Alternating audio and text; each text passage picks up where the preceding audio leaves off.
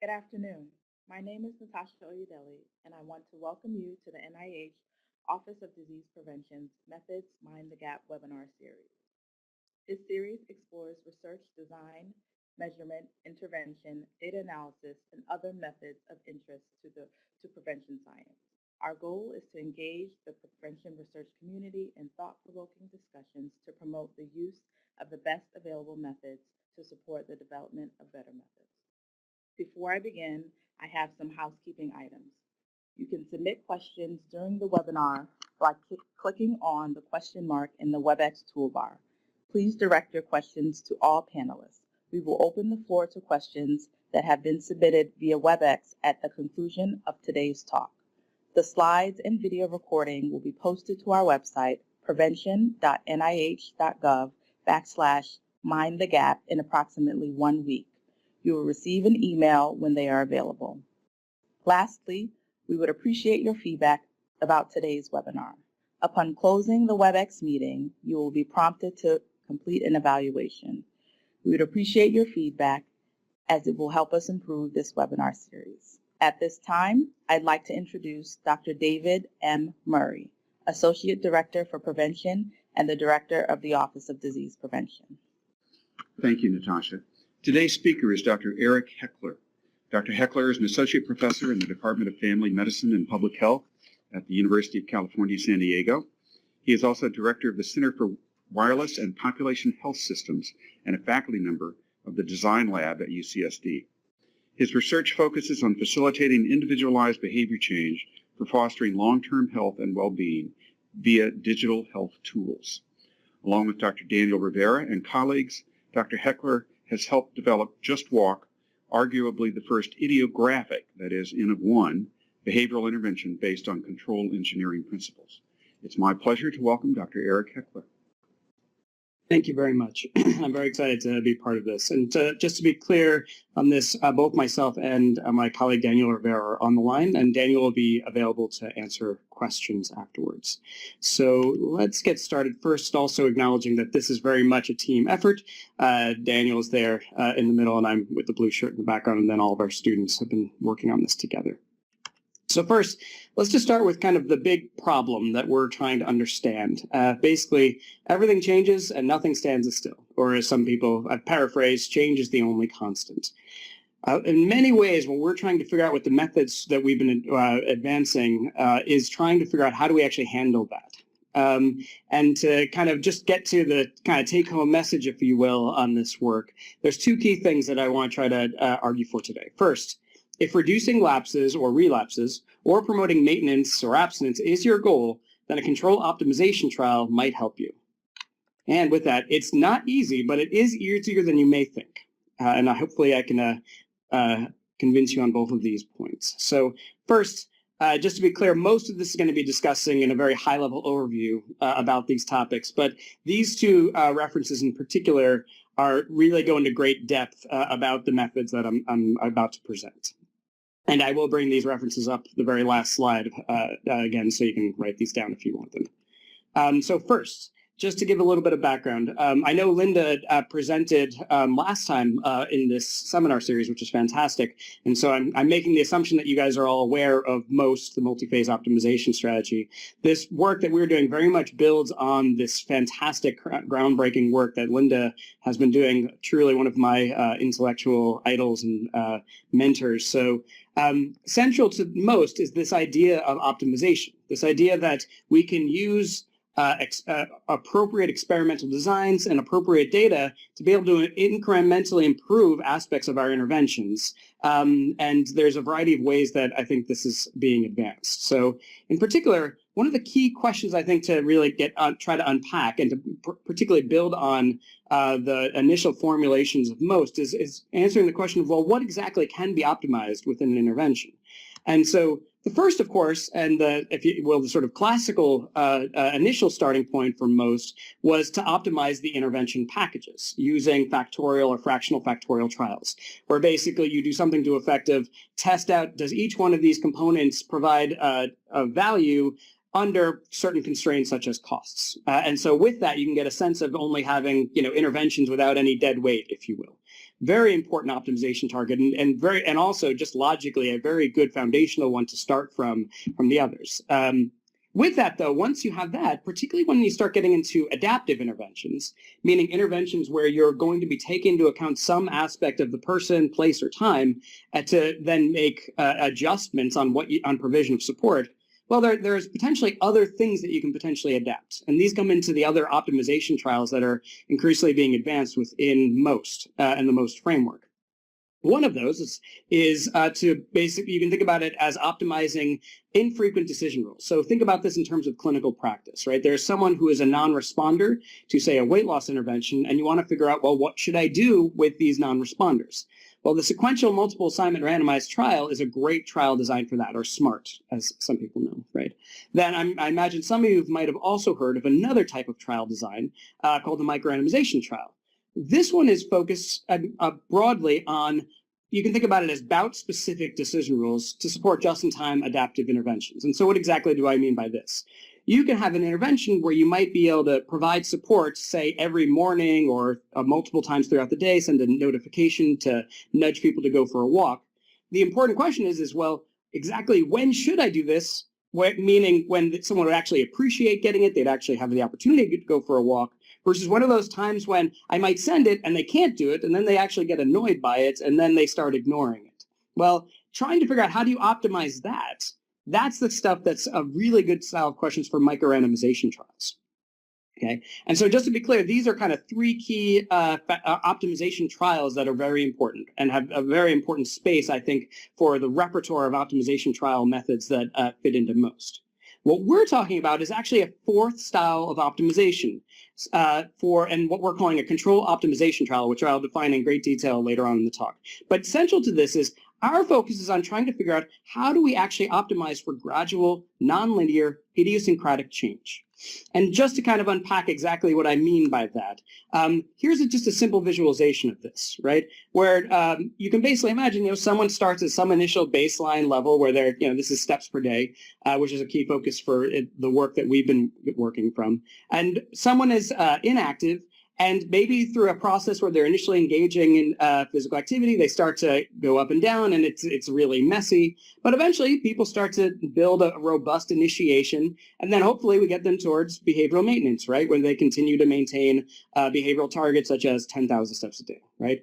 Doing this type of movement from inactive to active is complex. It's gradual, it's nonlinear, and that oftentimes things like lapses and relapses occur, and it's idiosyncratic. A lot of times things get in the way. And so let me just unpack a little bit each one of those in a little bit more detail. But first, central to this is also then asking the question of, if we're trying to work on something that complex, the follow-up question is not just what do we optimize, but how do we optimize? So one way that you can think about this is to think that one way to optimize is basically to review the evidence from optimization trials from prior participants.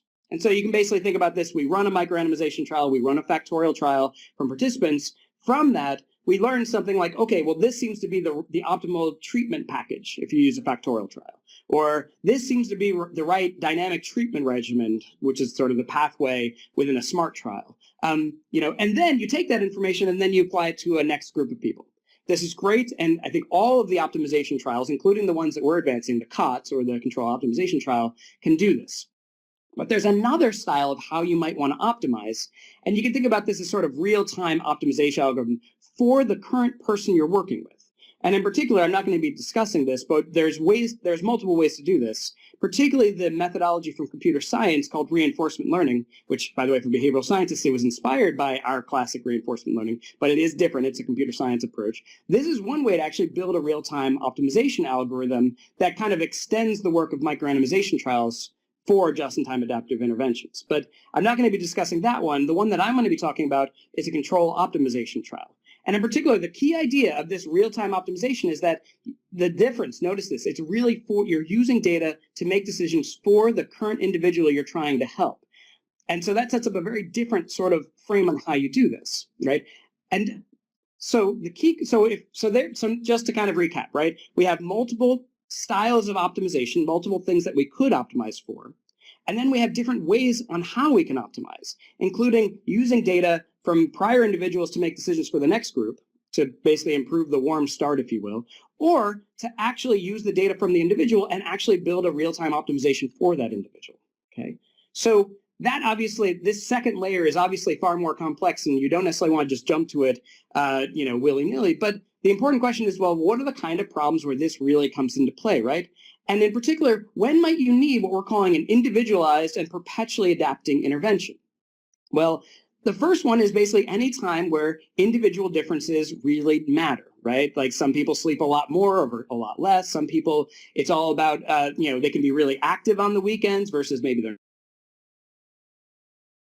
work, that's their time to be active. Sometimes when they're at work, that's their time to be sedentary, right? So this can all be summarized as basically the first statement of people are different, and however much that actually matters for the problem you're working from, it sets up a higher likelihood that you might need an individualized and perpetually adapting intervention, and therefore a real-time optimization algorithm. But building this again, it's not just that people are different, it's also that these are actually different, these bubbles are different wordles from just reasons why people did not necessarily meet a daily goal. And of course, this fits with the literature as well, right? But the long story short, if you look at these from like illness and weather, is that context matters. There's a lot of things that actually influence if someone can be physically active or not, or any other behavior. So again, if a behavior has context really influencing its likelihood that someone can move from, say, an initial, inactive to active, well, then that means that you might actually need a real-time optimization algorithm to handle that. And then last but not least, going back to our starting place, if everything changes and nothing stands still, well, this suggests that things change. People change, context change, these things are constantly adjusting, right? And therefore, something that might work initially may no longer work.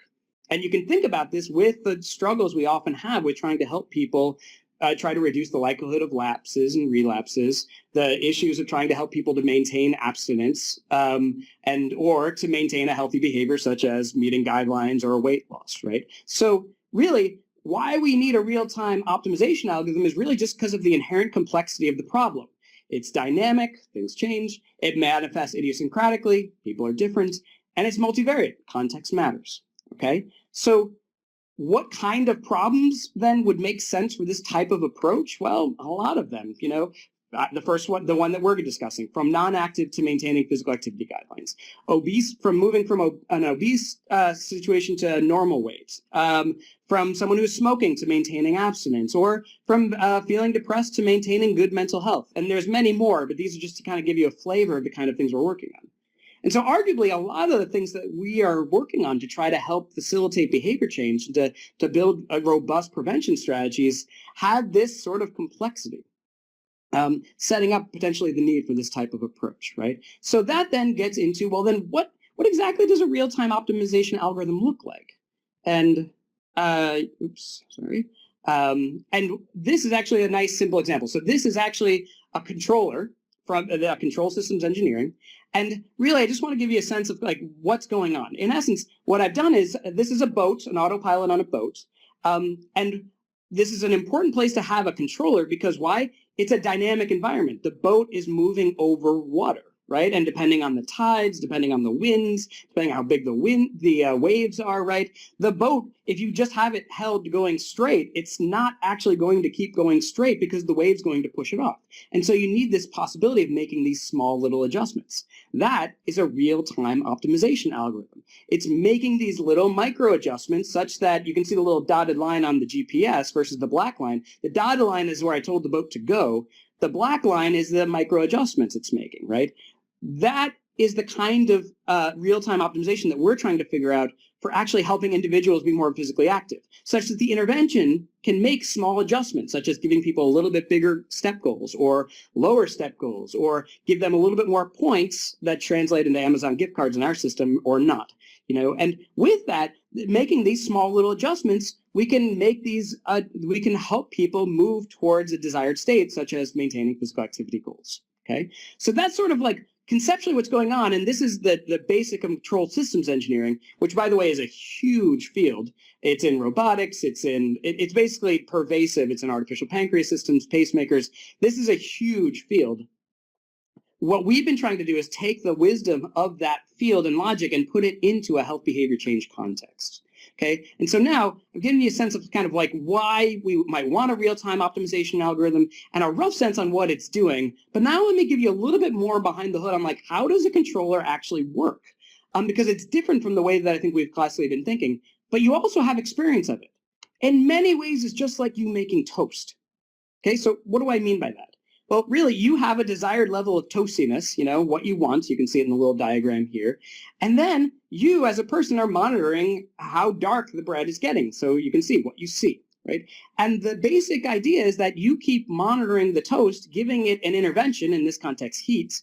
And eventually, when you see it to get to the level of toastiness you want, you take the toast out, right? And so you, in this context of making toast, are acting like a controller. You are something is happening and you're paying attention to it with a very clear set point on what you want to see.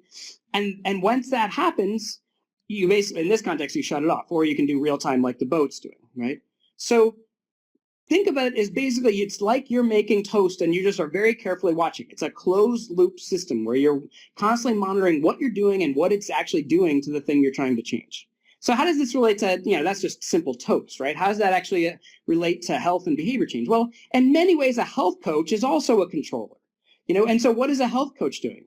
A health coach has all of this prior knowledge on how to help facilitate behavior change, and they meet with a person and they give them something like daily goals and perhaps some small rewards. The person takes that information, they then do something with it. Maybe it's being tracked with a digital tool. And so you can kind of see the loop going on here, right? You're tracking with some digital tool. This then gets translated back for the health coach so that they know, well, how many steps did you take and any other signals that matter. And then the coach, through this information and all they understand, they update their sense on, well, maybe next time these should be your goals and maybe these need to be your rewards, right? And the loop continues, right? So that is this is the basics of a controller. And now, of course, it gets more complicated when we actually have to build it out and you actually can take out the controller and make it a technology. That's what we're going to focus on now. And like, how do we actually build that and build a technology to support this type of work? And in particular, as mentioned in the introduction, we've been developing this with a smartphone app we've called Just Walk. And, from the front end, this looks really simple, right? It's basically just an app that helps people set goals, and then there's positive reinforcement for achieving those goals. And we did this very consciously, building on all the prior evidence on the important role of goal setting as a behavior change technique, on the emerging work on adaptive goal setting as actually a powerful intervention in and of itself, particularly when coupled with a robust reward schedule. So we're basically building an operant conditioning feedback loop, right? Put those things together, and that can be a pretty powerful tool for actually facilitating behavior change, right? So kind of building on the prior work, we already had a strong sense from the evidence that this would be useful, thus creating a justification for actually going the next step of a real-time optimization algorithm. Okay, so for the remainder of this, I want you to be mindful of this Just Walk Up app because this will be the example we're going to use for the rest of it, right? And so I want to now also just give you a basic roadmap because there's 5 key steps that we're going to present, that I'm going to present to you, and they roughly map on to the normal intervention development process. They're these, right? First, you do a lit review, right? You want to organize your understanding of the prior work. Right? And then after you do that, usually you define a hypothesis, right? And then after that, you test your hypothesis. Oftentimes, we try to do this in a naturalistic setting, such as an epidemiological trial, or for digital health stuff, we tend to like to use ecological momentary assessments. But so you test your hypothesis. From that, you then get a sense of how does behavior change actually working. You design an intervention, right? And then ultimately, you test your intervention, right? So I hope that doesn't surprise anyone.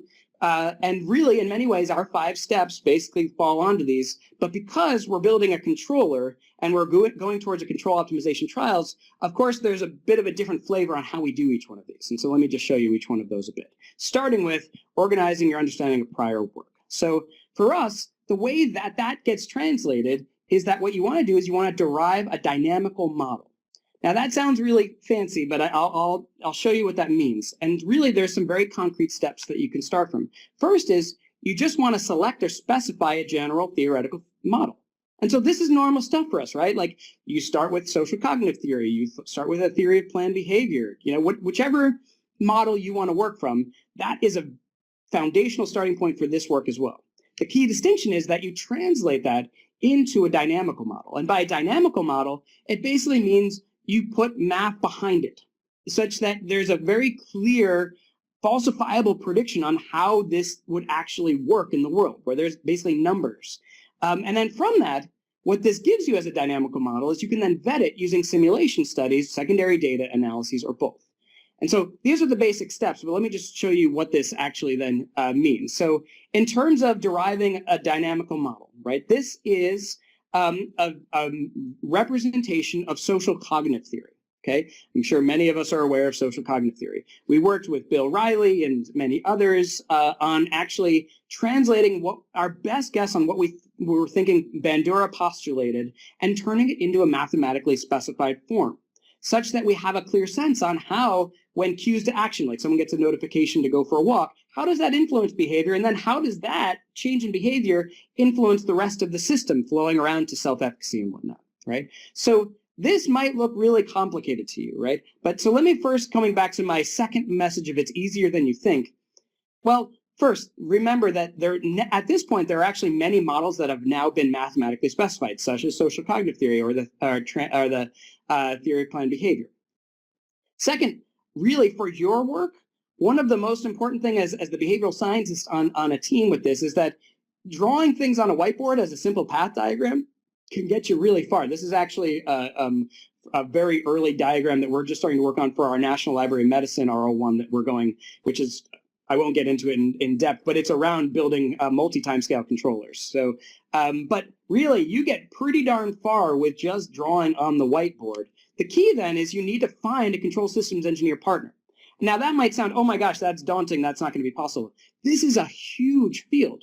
Our communities just haven't been used to talking to each other. But that doesn't mean we can't and we shouldn't. Honestly, the more I've been meeting control systems engineers, the more they're like, oh, this behavioral thing actually sounds like a really cool problem to work on, right? And so oftentimes, really, the hardest part is just knowing how to start the conversation. And I would suggest that the papers that Daniel and I have been working on can function as a really great bridge to have this connection. And by the way, you might hear it as control systems engineering. You might hear it as control theory. You might hear automation and control. All of those are variations on a theme for this. So, but those are the types of people that you can find, and almost definitely there's at least one or two control theory, if not more, at your university. Okay, so this means just like with stats, you don't need to know how to do all of this. You just need to know how to speak with the person.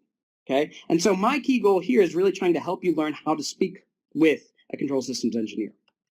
Okay, so moving with that. Once you've basically drawn out your spec or you've taken from a prior work that's already been built, well, then the next question is, again, you're trying to organize your prior knowledge. So really, the way you can think about simulation sizes is a sanity check.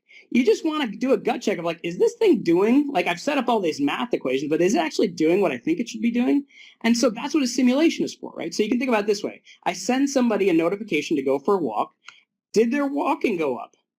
In this simulation environment? Yes, good. Did we prove anything? No, not at all. All we've done is shown an insanity check that the math is doing what we expect, which is great, because if it didn't, something is probably wrong with the math, right? And so as a second example, you can also imagine now running this, that was if someone had low self-efficacy, but what if someone had high self-efficacy? You send the same messages, oh, look, behavior is actually building up even more in the way that we would expect. Right? So again, it's a sanity check of like, did I get the math working so that it's describing our prior knowledge well?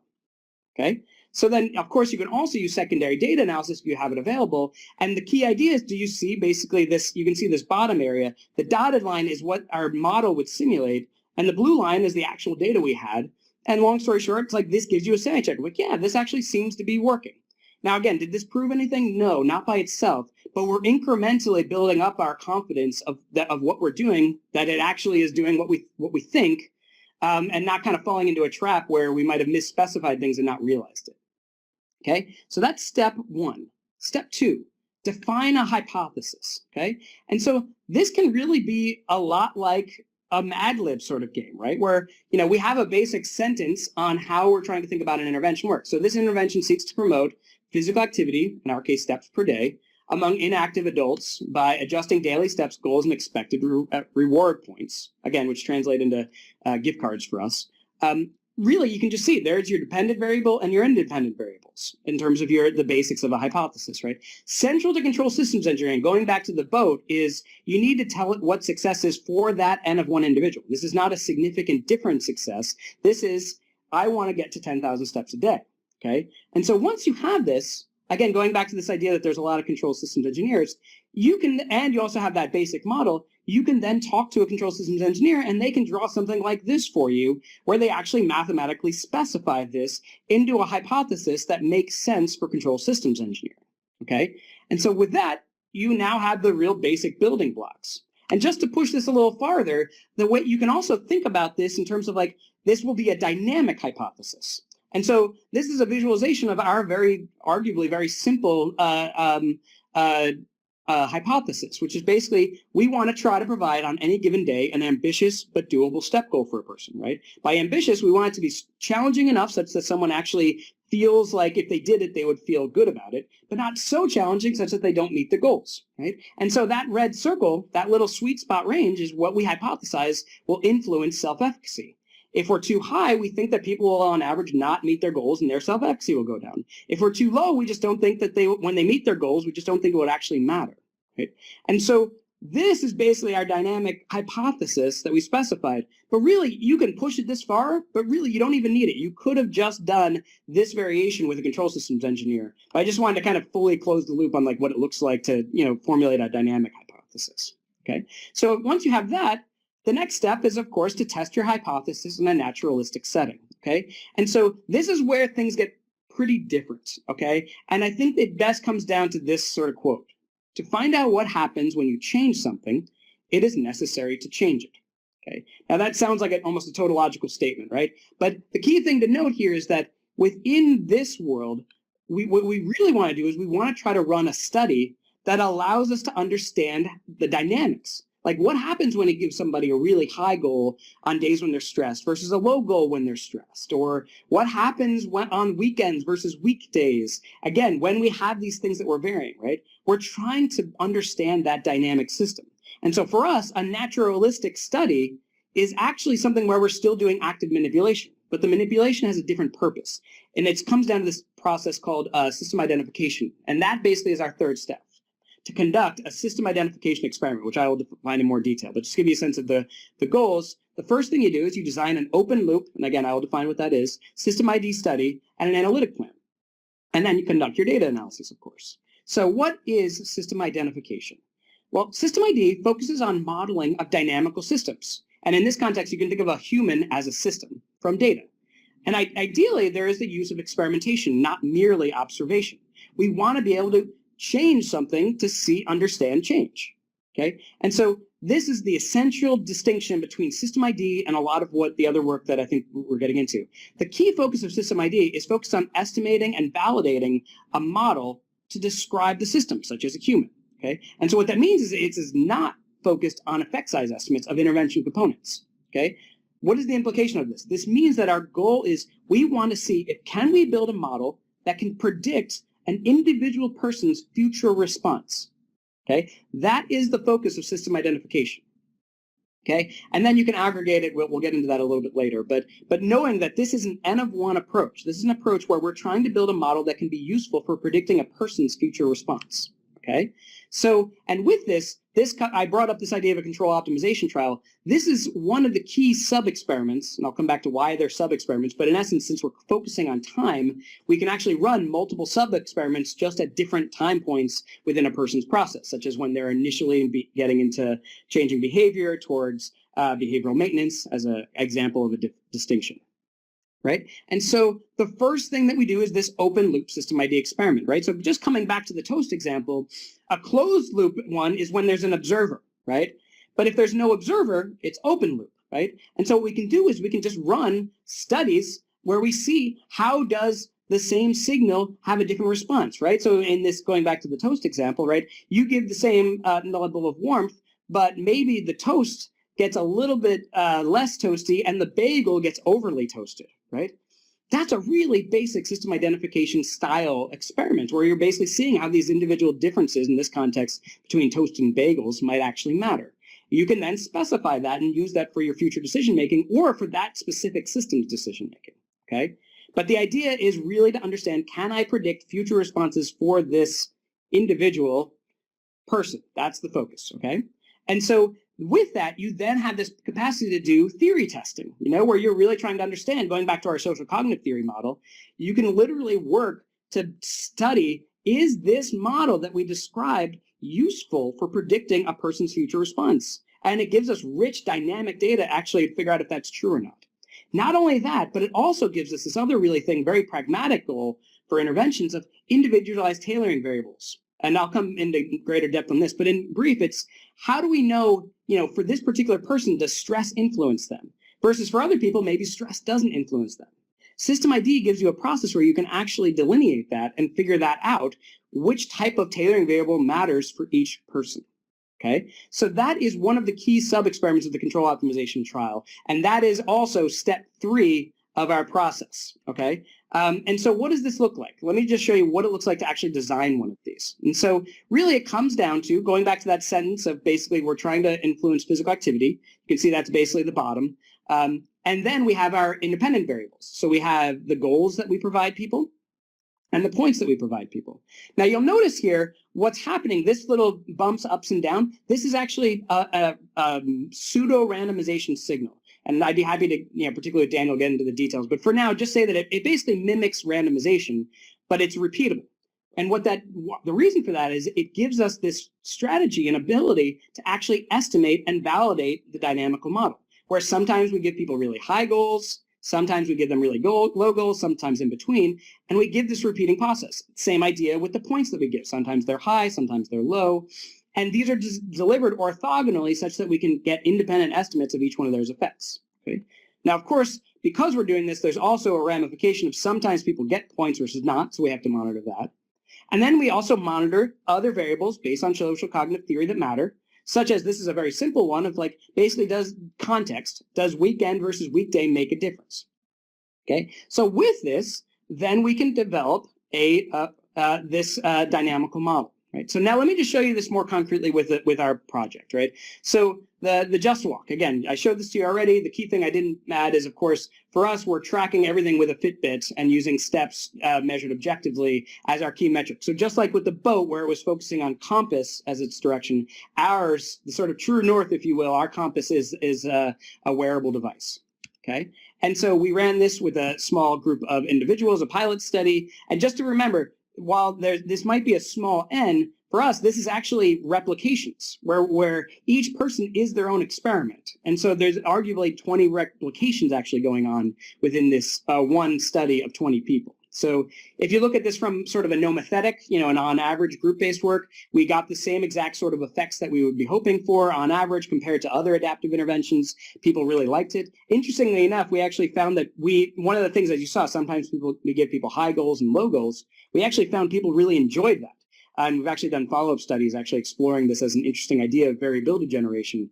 Actually having some good conversations about this as a possible pathway with Alex Rothman related to maintenance. But that's for another conversation. But just to note that basically it was used well, it got the kind of effects that we wanted. But that was not our goal, because we were doing a system ID experiment.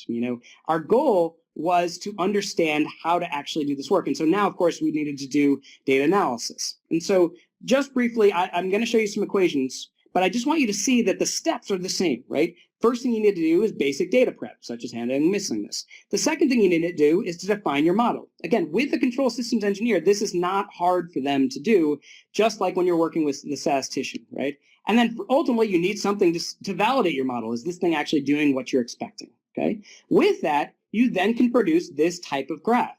But now let me show you really the results, which is this bottom section here. And just the key thing that I want you to focus on is the difference between that little pink line versus the black line. The pink line, the dotted pink line, is what the model is predicting a person's steps will be. The black line is their actual steps. And you can see we're explaining about 25% approximately of this person's variance of steps. And arguably, if we got too much higher than that, we might actually be modeling noise rather than meaningful signal. And this is, well, yes, I'm just showing you one individual. This was the general pattern that we saw for almost all of our participants. And you can go to this paper of one of my students, Siley Fadak, to get more further details on that. So essential to this is, what did this just get us? Well, first, it gave us a model, and this is key, to simulate future responses for each individual. Now, why does that matter? This simulation enables dynamic, idiosyncratic, self-correcting decisions to be made for each person.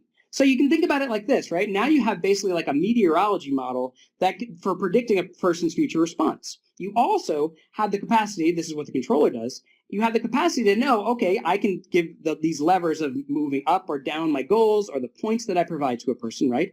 And then it just basically becomes a balancing math equation where you're running all these simulations with this model, and the thing that gives you the best response, like, oh, 6,000 steps tomorrow with 200 points, that basically is how the system makes a decision, right? So this model, a predictive model, is really key, and that's what we got from the system identification experiments. But another thing we got from the system identification was this idea of an individualized tailoring variable.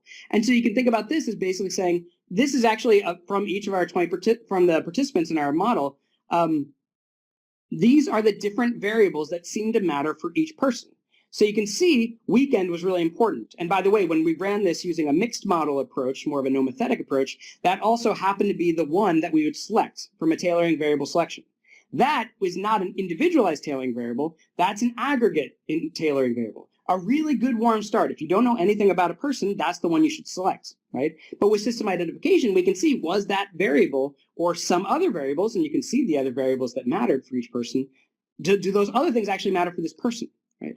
And so just to kind of drive this home, what this means is that assuming individualized tailoring variables are better for making decisions for an individual, prior evidence tailoring variables, the stuff that we classically do, would have been inappropriate for 75% of our sample. Really indicating this, again, going back to the idea that people are different, context matters, both change, reinforcing the importance of potentially engaging in this type of methodology where we're really trying to understand what's happening for an individual. Okay, so we've got now both a model to predict future responses for an individual, and we have individualized tailoring variables. Now, what I just showed you might have just scared you. So I'm going to come back to the mantra of it's easier than you think, right? Again, there's likely a control theory person at your school. You just need to know how to have a conversation with them. And I just want to emphasize this. While this might look really crazy for us, these are mostly standard toolkits in MATLAB. And actually, and Daniel and I have been exploring this, there's actually much of it could probably be translatable into R. And so one of my postdocs right now is actually working on building up his own dynamical models with just a little bit of coaching from Daniel. So it might seem hard, but it's easier than you think. Okay. So we've now gone through basically testing our hypothesis in a naturalistic setting. In our context, that means do a system ID experiment. The next thing, of course, is design your intervention. Okay. And so the first and most important thing here is to know what success is. For us, we think about it as a dependent variable. The key distinction here is that what we need to define it for a control optimization trial, which is all about time, is to know what are those different stages that really matter. And so for us, we're focusing on physical activity, right? So the first stage that really matters for us is initiation. Can we get someone to meet, a national guideline equivalent? And I know there can be some contention there, but let's just say national guideline equivalent of 10,000 steps per day to get that set point. That's our first goal. If we get that, well, then the important thing to say is, oh, what does a transition look like? Both positive and negative, right? So you can think about the negative as the lapse or the relapse, but we also need to know the positive. Basically, like, when do we think someone has gotten to a place where they're transitioning into maintenance, right? And so here's some examples on how you can define that. And then ultimately, we're striving for maintenance, right? And so this is really an interesting way that or at least I think it's an interesting way that we've reframed maintenance. Our goal is that they meet their guidelines, and also they do it with as little support from the system as possible. So basically the system shuts itself down. That is part of our maintenance definition. Basically, if they keep doing it without us, great. But notice that this is dynamic, right? As soon as they stop engaging, we can ramp up the system. Okay, so therefore, it's a real-time optimization algorithm to make adjustments based on what a person's actually doing. Okay, so but the key is to know what is success. Okay, once you have that, well, then you close the loop with the intervention. And as I said before, this is the same thing as a health coach, but of course, you now need to make it technical. And so what that means is you basically start with the behavioral model. So that's what you got from the system identification experiments. And then what you do is you design a controller. The one that we're talking about is a hybrid model predictive control algorithm.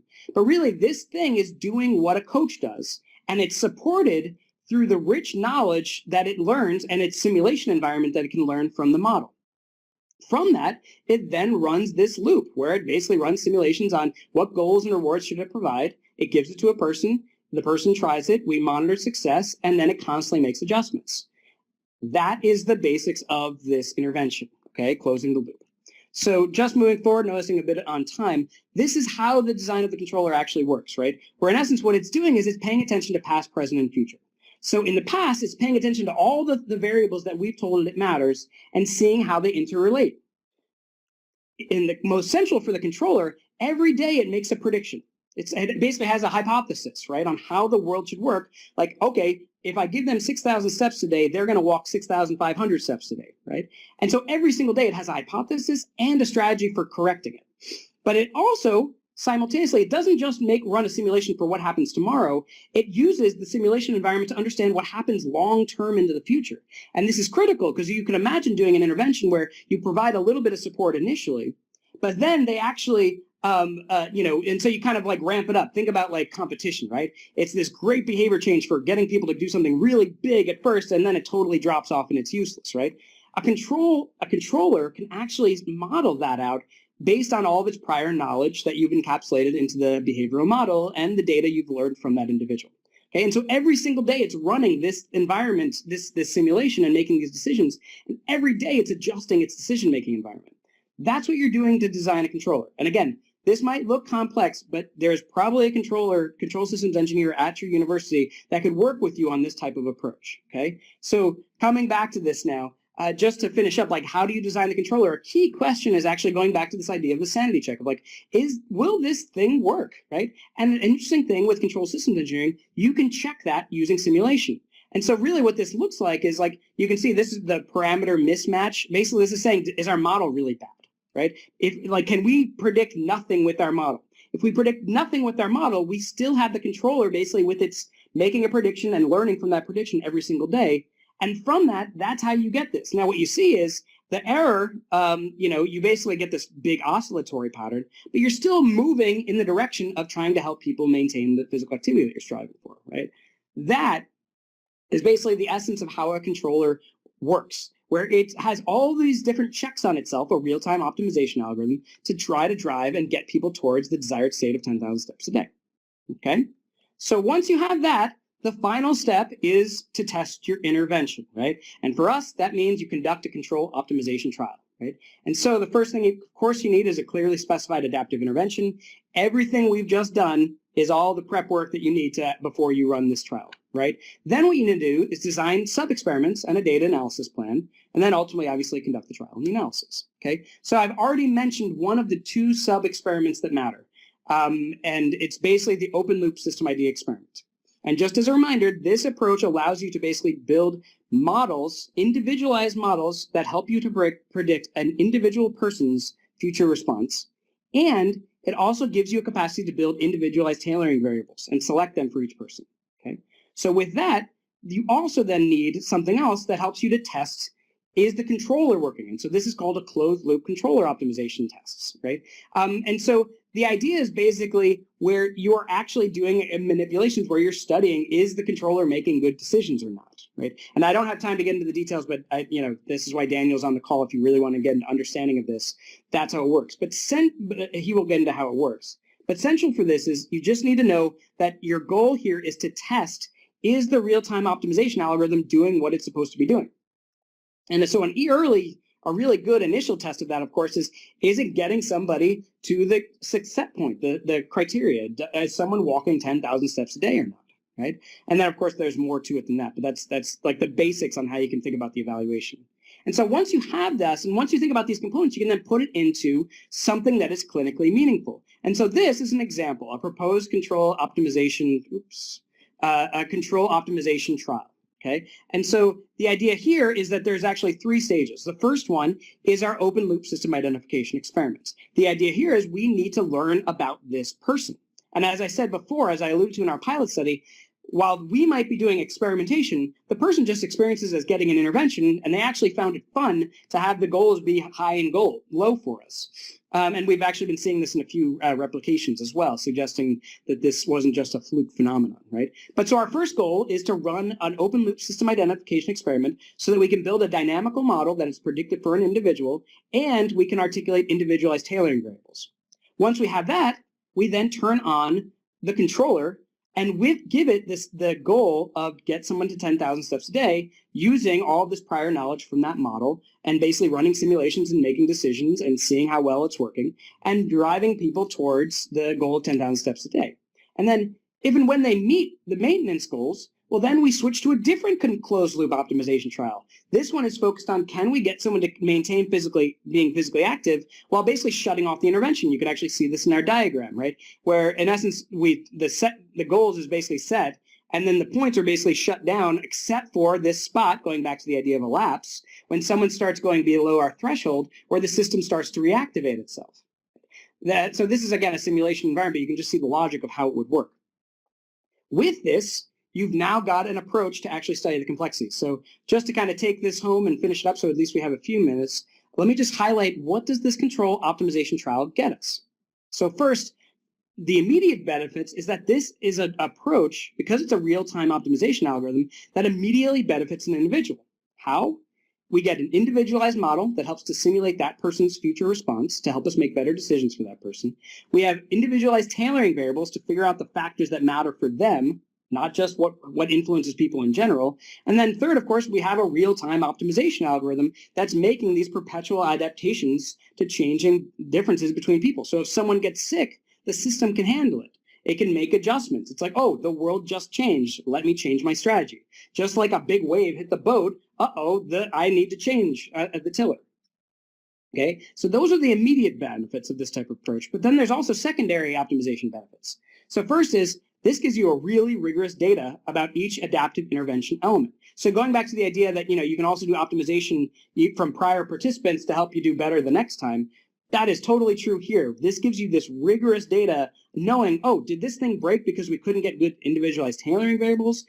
Could we not get a very predictive model? Like we're only explaining 5% of the variance for this person, right? The optimization algorithm for initiation wasn't working. The optimization algorithm for maintenance wasn't working, right? We have deep data-driven understanding experimentally on how each one of those things are functioning in real time for a person, which will help us to improve the process. So we have that.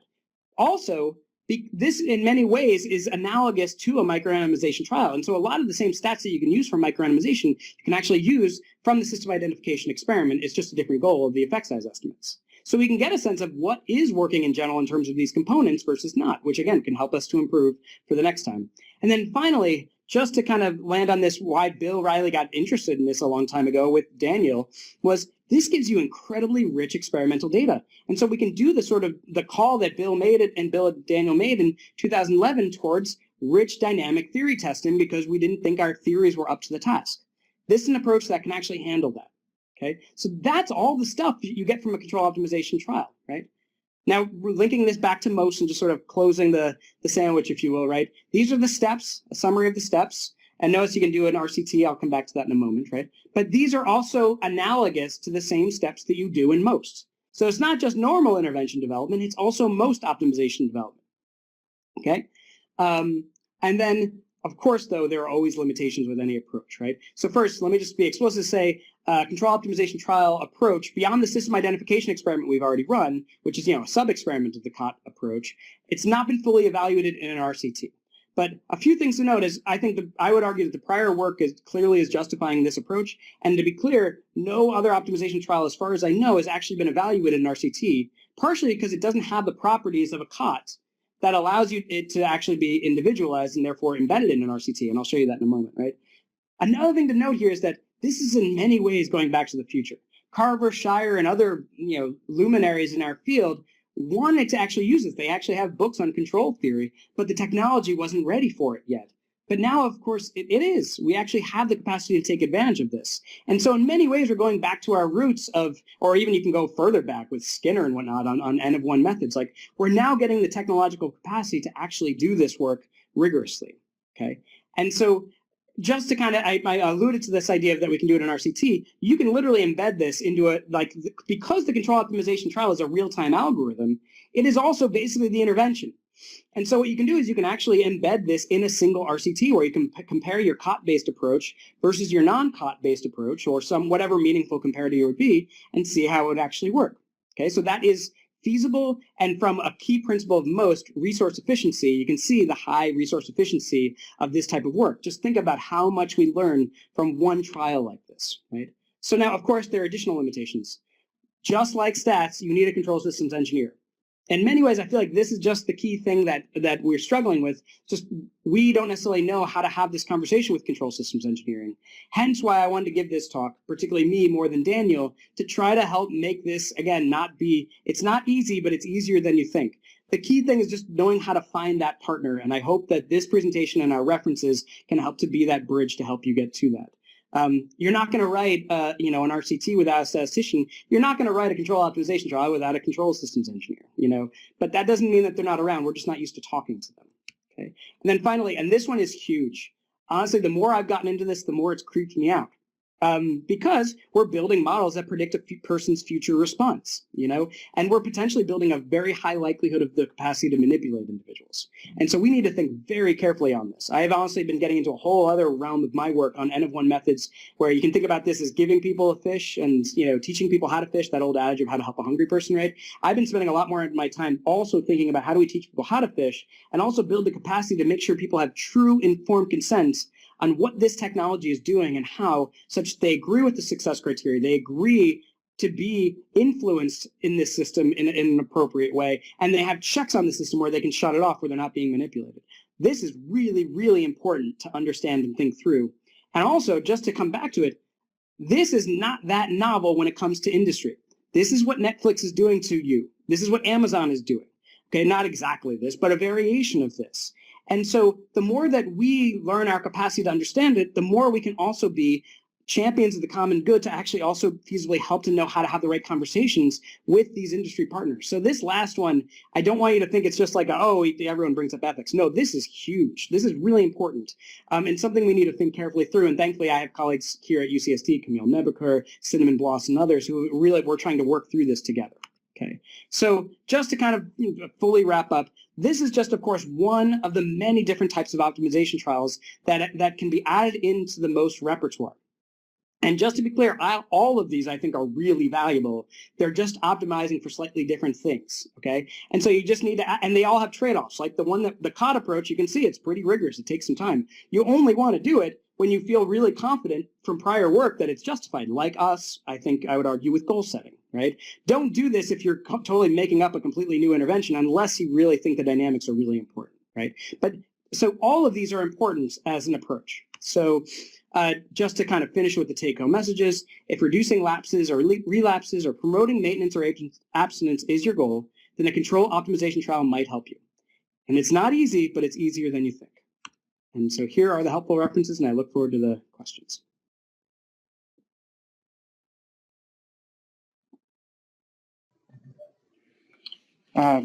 Thank you, Eric. Lots of information at a high rate of speed, I will note. Yes, fast. I'm a New Yorker. I'm sorry for that. Right, that's fine. You said that this approach has not been tested in an RCT. And so that means that, have there been papers published showing effects of this kind of approach for a behavioral outcome? Yes. So the references you have here, we have effects of this. And again, using the methodology that we've been using, yes, we're and I showed the earlier effects showing that these are getting comparable between subject effects to current adaptive interventions. As you were going through it, and again, this is a sort of an introduction for me, like I'm sure some of the others that have been watching today, it seemed like you spent an awful lot of time developing a scheme for one person. Mm-hmm. And when I think of a randomized trial, I'm thinking lots of people. Yep. And do you have to go through and go through all that development for each person that's going to be in the trial? No. Help me understand that. Yeah, that's a fantastic question. So the idea is that you do a lot of your prior work thinking about how the system works. So you understand the dynamics, the important individual differences that you should pay attention to, the important contextual factors that matter. And then you build the system such that it pays attention to those things and can then do the individualization in real time for each person. So this is a scalable approach. The idea is that it's the methodology that happens the same time to everyone. And that's what we go into great pains in actually extracting. But then each person gets something different, but in terms of like the decisions that the system makes, but in terms of the actual system itself, the system is the same. You know, everybody's getting the same basic system identification experiment. They're getting the same control optimization algorithms and whatnot, the same controllers. The controllers will just make different decisions based on the data from that person. Okay, I'm going to go back to your analogy with the coach. It's as though the coach is observing lots of different people and learning that, oh, when somebody does this, this is a good strategy. When somebody does that, that's a good strategy. When somebody does this, don't do that. A series of learnings like that, and that's what you're getting when you're doing I think it's your step 3. Yep. And then once you've got that controller built or the coach created, then you can turn it loose on a lot of people. And it's not, it's tailoring the intervention to each of those different people, but based on the lessons that it learned in your step 3. Nailed it. Exactly right. That's it. And so it's very much a scalable approach. Well, that was going to be my next question, was how the heck do you take this to scale if you're having to do this separately for each person? But you're not. You're doing the training of the system with a bunch of individual people, and then you turn that same controller loose on a bunch of folks in a randomized trial. Why hasn't this been evaluated in a trial? Well, it's under review, so, but I don't know if I want to say that. Do you know anybody at NIH? Well, yes. Only kidding. Yeah, that's an awesome. You know, this is Daniel. If I could just add that the model estimation procedures and then also the control implementation environment are sort of broad based. So it's not like you need to put an incredible amount of attention per participant when you're trying to get the individualized models. Exactly. And once you're able to get a sense for the tailoring variables and then the model parameters give you a sense for what kind of change the controller is doing, that implementation environment is very broad based, which is akin to what's done in the chemical industries and other industries with control algorithms, right? They get tuned to particular problems, but the general framework is common. So we'd like to make that clear. We've got a question from our audience. This seems to me to be mixing two very complicated technologies. Do you ever incorporate machine learning or deep learning as you're designing your controller? So that's actually, when I alluded to the reinforcement learning, that's sort of a derivation. Deep learning, machine learning, right? The deep learning is basically, a Bayesian neural network. So you're trying to basically build pattern recognition. Long story short, we actually have a U01 right now where we're exploring this. This is with Donna Sprout-Metz, Ben Marlin, Daniel, myself, Pedja Kloshny, and Misha Pavel. And we're actually exploring the approach of when do we want to use more of a deep learning, Bayesian machine learning approach versus more of a dynamical modeling approach.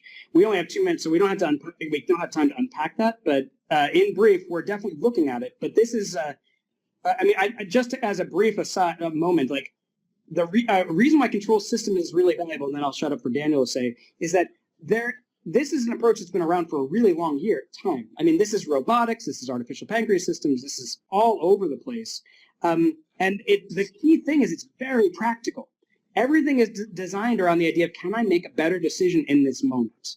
And that's not necessarily the case for deep learning or machine learning. It has a different success criteria. So, Daniel, do you want to add anything? Yeah, my addition to this is that, clearly within the controls community, there's interest in the machine learning approaches and people studying this. And there's actually overlap. Like, for instance, you can do regularization in modeling and things like that, which are used in both fields. But keep it in mind that what Eric was stressing all along is that as you're going through all these different steps, you're learning more about your problem, and you're actually able to get to the end goal with less data ultimately by using the prior knowledge. And that is key. That's a key difference. So it tends to be a more parsimonious approach. One last question, and then I'm afraid we're just going to be out of time. So you referred to this early on as an N of 1 approach, but it's sort of an N of 1 approach as you're doing the development of the controller. And then for the evaluation of the controller once it's created, you'd go to more traditional RCT methods. Totally. And that's in contrast to a presentation that we had now a couple of years ago from Karina Davidson at Columbia on N of 1 studies, where it is literally one person. And you do your data analysis with the data from one person. And you can get some very interesting stuff out of that. But I just want to make sure that I'm correct in understanding that these really are quite different. Yeah, I mean, and I know Karina well. I'm a big fan of it. I've also, as I said, I have a whole other stream of work where I'm working on the N of 1 methods and processes. And actually, we have a paper that's in press with PMC Medicine that actually gets into this a little bit more. But key, just to kind of, you're right. The short answer is you're right. The key idea is that you're basically, it's like you're running an N of 1 trial person, but it's completely automated because that's the way we set up our technology. So you don't necessarily need a person in the loop to figure out what you learned from the N of 1 tool. You build the system such that it's running these N of 1 experiments, but everybody's getting them, so it's it's very much scalable. You never need a person to actually review the first. I mean, you can, of course. Going back to what I said, there's always a check, but from the system, you don't actually need the person to be involved like you would in a more classical N of 1 approach. Very interesting. I'm sorry that we've run out of time. There are a number of questions. We will send them to you and encourage you to draft answers and send them back so that we can put them up on the web in a week when we put the rest of the materials up. Be happy to do that. And thank you all for your time and attention. Yes, thank you. Thank you, Dr. Murray, and thank you to everyone who participated in today's webinar. As I mentioned at the beginning of the webinar, we will be posting the slides and recording of today's session on our website next week. You will receive an email with a link to the recording when it is available. Thank you.